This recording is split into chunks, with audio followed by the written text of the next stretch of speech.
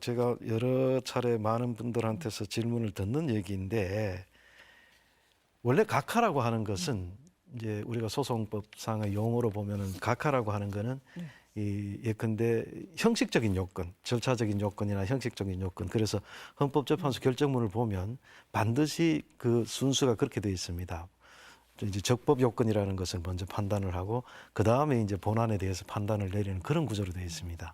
그래서 적법 요건이라고 하는 것은 이것이 헌법소송 사안으로서 이게 받아들여질 수 있느냐 이 여부입니다.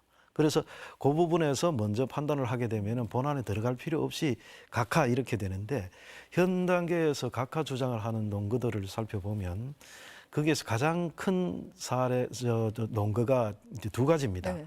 하나는 일사부재의라고 하는 거고, 그 다음에 이제 내란죄를 탄핵소추 사유에서 배제했다, 집어넣었다가 배제했다 이렇게 하는데 사실은 두 가지 다가 그 적절한 각하 사유라고 볼 수가 없습니다. 우선 내란죄 그 소추 사유 배제 문제만 말씀을 드리면 이건 예컨대 비유적으로 보면 그런 겁니다. 누가 우리 집에 창문을 돌을 던져서 깼다 이 말이에요. 근데 창문이 아주 고급의 그런 것이었기 때문에 이 창문을 내가 배상을 받아야 되겠다 해서 법원에 가서 배상 신고를 하면 민사배상 청구를 합니다. 근데 그때 민사배상 청구를 하면서 법관에게 저 사람이 돌을 던져가지고서 그 형법상 그 이제 손괴죄가 되는 행위를 해가지고 내 창문을 깨뜨렸으니까 배상하게 해주세요라고 말하면 그때 민사법원에서 뭐라 그러냐면 글쎄 돌 던져서 손괴죄가 되는지 여부는 형사법정에 가서 알아봐. 여기서는 저 사람이 돌을 던져서 창문을 깬 것이 맞는지만 따질 거야. 그렇게 해서 보니까 돌 던진 사실도 인정되고 창문이 깨진 사실도 인정되고 그러면은 당신이 이 민사배상을 하시오라는 판결이 나온단 말이죠. 그럴 때에 이 민사배상 청구를 하는 사람이 그냥 소송 청구하면서 형사법상으로 손괴죄를 저질러 가지고 했습니다. 이렇게 말하는 거는 민사법정에서 전혀 관여하지 않습니다.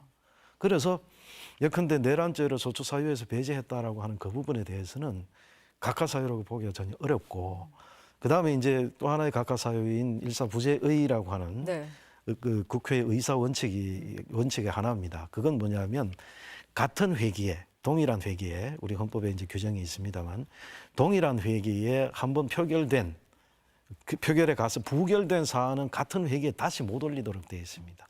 그럼 뭐 이건 좀 전에 그거 부결을 했는데 뭘 또 새로 올리냐 이렇게 되는 거지 않습니까?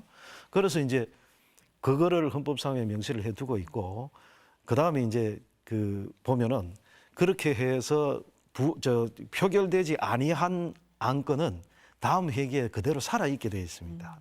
그게 회기 계속의 원칙이라고 하는 그 헌법상의 또 의사 원칙인데 지금 이번 사건 같은 경우에 특히 이제 그 탄핵 그 소추 표결을 하는 과정에서 1차 7일 날 하면서 표결 불성립이 됐습니다. 의장께서 표현하시기는 이제 투표 불성립이라고 표현을 했는데 그 말은 무슨 의미냐 하면 이 안건을 표결하려고 올렸는데 표결할 만한 사람들 숫자가 안 찼다 이 말입니다. 그렇죠.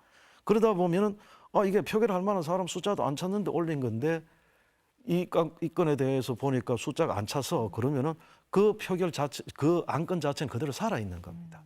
그래서 정기회 마치고 난 다음에 14일 임시회에서 그걸 다시 표결에 붙인 겁니다. 다시 상정을 해서. 그런 경우에 이제 통과가 됐고 이게 표결 정족수를 넘어서서 이게 의결 정족수라고 표현을 하죠.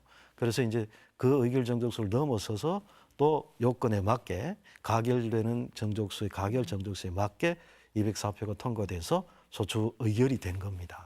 그러니까 둘 다가 다 안 적정한 사유, 그 각하 사유라고 말하기 어렵습니다.